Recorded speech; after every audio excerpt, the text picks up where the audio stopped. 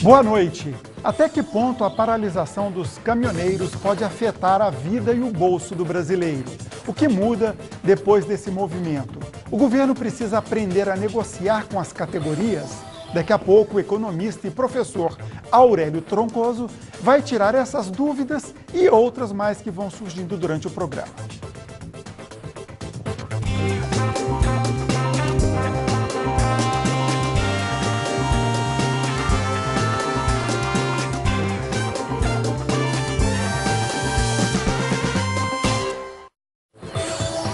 Está começando o Roda de Entrevista, o seu programa semanal. Hoje, vamos analisar a paralisação dos caminhoneiros por todo o país, que já dura 9 dias e provoca transtornos em vários segmentos da sociedade.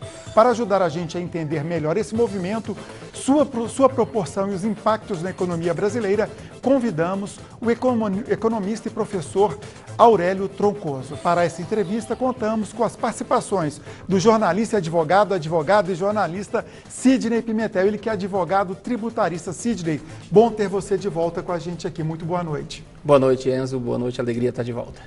E a Lúcia Monteiro, do Jornal Popular, especialista em economia, que quase que não chega hoje aqui, né, Lúcia? Boa noite. Exatamente. Boa noite. Eu que agradeço o convite. Perfeitamente. Professor Aurélio, boa noite. Boa noite, é um prazer sempre estar com vocês. Antes da primeira pergunta, eu lembro a você, telespectador, que pode fazer a sua pergunta, participar, tirar suas dúvidas pelo telefone 996734567. Lembro ainda que o Roda de Entrevista é transmitido em rede com as rádios Brasil Central AM e FM e também pelo Facebook da TV Brasil Central. Professor Rogério, que bagunça é essa? O que vai acontecer? Dá para prever o que acontece amanhã? Aqui em Goiânia, combustível começou a sumir, né? Pois é, essa greve dos caminhoneiros, o modo como ela foi feita, foi uma coisa muito espontânea. Porque você vê que a grande maioria são transportadores autônomos.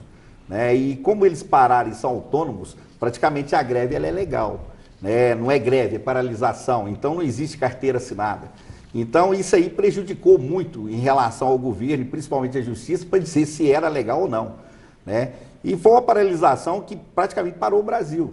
Né? E quando isso acontece, principalmente quando você tem uma paralisação e é feita principalmente por pessoas comuns, né? Não são empresários, não são empresas que fizeram esse tipo de coisa, é difícil, né, para o governo ele poder negociar algum tipo de coisa, porque você não sabe com quem negociar. Se é autônomo, quem são os representantes dos autônomos? Você não tem. Né? E a dificuldade maior, eu acho, que o governo e a greve, ela está se prolongando mais, porque realmente eles não sabem com quem negociar. Negociaram com entidades. Né? E as entidades, agora os caminhoneiros dizem que aquelas entidades não os representam. Então isso é preocupante, porque parece que há uma desorganização entre eles em relação ao que eles querem. Aquilo que foi repassado para o governo praticamente cumpriu, o governo federal, e retirou aquilo que é dele. Né? E isso aí vem causando um sério problema junto à sociedade no desabastecimento, naturalmente, dos nossos consumos. Só para pontuar, o governo retirou PIS e COFINS, que são tributos federais. Ele retirou a CID, né? O PIS e COFINS, que são tributos dele. Né? Ele fez a retirada, ele aceitou que cada caminhão possa passar, os caminhões vazios possam passar pelas cancelas dos pedágios sem pagar. 30% daquilo que for transportado pelo governo vai para os autônomos. Né? Então ele praticamente ele aceitou todas as condições.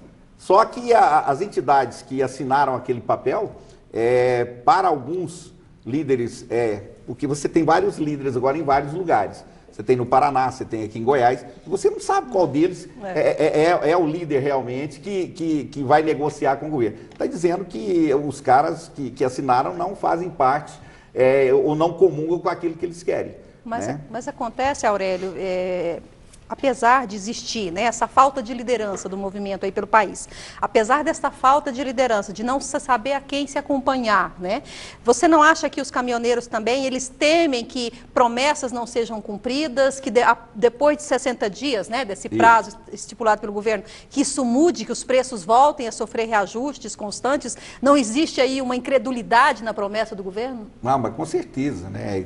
Isso aí, e não é à toa que eles estão com essa incredulidade. O grande problema é que várias coisas que já foram prometidas no passado não foram cumpridas. E eles realmente eles têm razão. Eu acho que a paralisação, e essa paralisação ela foi crucial para o Brasil. Eu acredito que assustou muita gente. O governo não levou muito em consideração no início dessa paralisação, achou que seria alguma coisa que não fosse para frente. E, na verdade, foi. Né? Eu acho que depois de muito tempo no Brasil, a gente descobriu que uma categoria pode parar o país e para. Né? Se eles quiserem que para, realmente para. São pessoas que estão acostumadas a passar dificuldades dentro de uma boleia de caminhão, viajar dias e dias dentro da boleia. Então, para eles pararem e ficar parado alguns dias, para eles é refresco. Para eles não é dificuldade, pode ter certeza. Não é um teste de resistência. E principalmente a sociedade ajudando, né, em relação à alimentação, à água, esse tipo de coisa. Eu acho que toda paralisação ela é salutar quando você tem um objetivo. Né? O grande objetivo deles era reduzir o imposto ou reduzir o diesel. Né, que é o grande, praticamente mais de 50% do frete vai no diesel. Né? Eu vi uma continha de um caminhoneiro, até achei interessante, ele fala que 18 mil reais para ele atravessar o Brasil, num frete, 13 mil reais fica em combustível. Né? Mais 2 e pouco fica, eu sei que no final sobra 1.800 reais para ele. Fora que ele tem um desgaste de pneu que não está sendo computado nisso, que é o desgaste do caminhão. Se você computar, ele vai ficar devendo. Né? Então, acho que foi extremamente salutar o modo como eles fizeram. Agora, tudo que tem longevidade é perigoso, porque enquanto a população estiver apoiando a paralisação, é interessante, até que comece a faltar alguma coisa dentro de casa muito importante, ou para o seu filho, ou para a pessoa idosa, ou alguma coisa que realmente não tem como você substituir. Aí sim, começa a ter um problema sério, que a população deixa de apoiar e começa a criminalizar esse tipo de manifestação. Então, quer dizer, eles têm que ser inteligentes, saber a hora certa para... Gente, se eles pararam agora, e eles sabem que eles podem parar no Brasil, se o diário oficial que foi publicado ontem, se não for cumprido daqui em 60 dias, os caras param de novo. E se parar de novo, pode ter certeza que aí as reivindicações seriam outras. Parar o país, a minha preocupação, professor, que eu, dentro desse contexto, não estaria, a paralisação a essa altura não estaria já começando a se converter, vamos dizer assim, quase numa política de chantagem, ao perceber a situação de fragilidade do governo? Porque a gente percebeu o seguinte, o governo reagiu tardiamente, mas ele tem assumido uma postura de quase que rendição frente aquilo que se propõe-se essa pauta, achando que o movimento... Aliás, o governo atende determinada pauta, achando que o movimento vai terminar. Constata que o movimento não terminou, de imediato se propõe a atender a outra pauta imediatamente. Ontem eu estava vendo um aspecto interessante, que quem estava se tornando interlocutor da categoria era o governador de São Paulo, o novo governador que acabou de assumir. Né? E, além disso, o presidente da República foi se reunir com o governador no Palácio do Bandeirantes, ou seja, a coisa não estaria se invertendo. Nesse momento nós não seria um país refém, um governo refém? Mas tem uma explicação. O governador de São Paulo detém 34% do PIB do país. O maior prejudicado nessa história está sendo o estado de São Paulo. Então, quer dizer, a própria cidade de São Paulo está sitiada. Então, eu acho que a interlocução dele foi essencial e o desespero dele é maior do que o desespero do resto dos brasileiros. Então, eu acho que ele assumiu essa interlocução para acabar logo com isso, para que São Paulo volte a funcionar. Essa é a verdade. Porque São Paulo hoje parou, praticamente está parado. Catanduva, essas regiões onde a gente está sabendo que tem, nós sabemos que tem alguns pontos de paralisação, eles não estão abrindo mão. No Paraná também não. Paraná, meu menino mora em Foz do Iguaçu, as notícias que ele manda para a gente é o seguinte, ó, aqui acabou a comida, não tem mais, o que está tendo são hortaliças da região mesmo. Supermercado, ele mandou foto para mim, praticamente vazias, prateleiras. Então, quer dizer, eles estão comprando no Paraguai, atravessa, a sorte é essa, que aí vai do lado do Paraguai, se abastece de alimentos e voltam para o Brasil. Mas o Paraguai só está liberando combustível para o Brasil, para a ambulância e para carros essenciais. Não está deixando nem o brasileiro abastecer mais lá. Então, quer dizer, a dificuldade está tão grande que nesse ponto também o Brasil começa a passar por dificuldades até com países vizinhos. Né? Agora, você falou uma coisa certa, eu acho que a proporção que está tomando, o aspecto está virando, vou até um pouco mais além, eu acho que está virando um aspecto político, né? Porque antes eles queriam que fosse reduzido imposto sobre o combustível e agora todo o WhatsApp que você abre você falando fora Temer, derrubar o governo, xingando, batendo. Então, intervenção militar. Eu acho que tem entrou nesse meio muitos aproveitadores de situação que não são caminhoneiros, que não estão no movimento e estão infiltrados para aproveitar a situação para fazer um aspecto político. Né? Eu acredito o seguinte, nós temos a eleição aqui agora. Eu acredito que o Brasil não precisa de um problema imediatista próximo à eleição. Eu acho que não é a hora certa de fazer isso. E tem muitos oportunistas fazendo. Com certeza, e muita gente falando besteira, né? Besteira mesmo, pedindo intervenção militar, ou seja, pedindo ditadura, isso é uma insanidade, né? Porque eles não viveram o regime militar. Não, e na hora que vier a ditadura que eles estão pedindo, eles vão levar cacetete no lombo. Não, inclusive eu comentei hoje, quando eles falaram de intervenção militar, eu falei, amigo, com intervenção militar vocês não estariam parados aí não. Exatamente. Não. Infelizmente não seria permitido nem pensar em parar. Então, pensar bem antes de pedir. Uma coisa é intervenção militar e eleições, a outra coisa é regime militar ou governo militar. Então, é só separar essas duas coisinhas, porque tem uma intervenção militar e resolve o problema e faz eleições, ótimo. Se tem uma intervenção militar, onde o governo militar vai ficar no poder durante um certo período de tempo, é preocupante. Duro é combinar com os militares para fazerem uma intervenção e ficarem. Eu acho que esse é o problema. Nós temos todas as instituições para sair pacificamente E o fim desse filme, crise. né, Aurélio? A gente é da mesma geração, a gente Nós conhecemos assistimos o fim desse filme. Olha só, eu peguei alguns dados aqui do nosso telejornal TBC Notícias, que vai à hora 6h30 da tarde, ou da noite, como queira, em uma síntese da situação, a cobertura que nós fizemos. Algumas viagens de ônibus intermunicipal já estão sendo canceladas. Acho que você está cobrindo, você também está por dentro disso, lá no Popular. A Chapada, né, lá em Alto Paraíso, fecha amanhã porque não tem postos de combustíveis na região, para a estrutura e para os turistas. O Aruanã Encanto, um evento do governo do estado, foi adiado para julho porque não está tendo logística. Falta gás de cozinha. Informações que chegam até R$200, quando o normal é mais ou menos 65, 70. Isso é absurdo. Gasolina, segundo informou o nosso repórter ao vivo, o Marcelo Labeca, 65% dos postos de Goiânia já não tem gasolina e 95% etanol. No interior, algumas cidades, Rio Verde, Jataí, Piracanjuba. Ceasa, faltam produtos e faltam compradores. Isso é uma loucura, né? A batata, R$400 o saco. Indústria farmacêutica, olha só, Anápolis aqui, né? 20% do polo farmacêutico estão aqui. E calcula um prejuízo até agora de R$100 milhões. O que significa tudo isso para a economia e como chega, né? Já mostra que está chegando para a gente. Para nós, principalmente em Goiás, é o caos, né?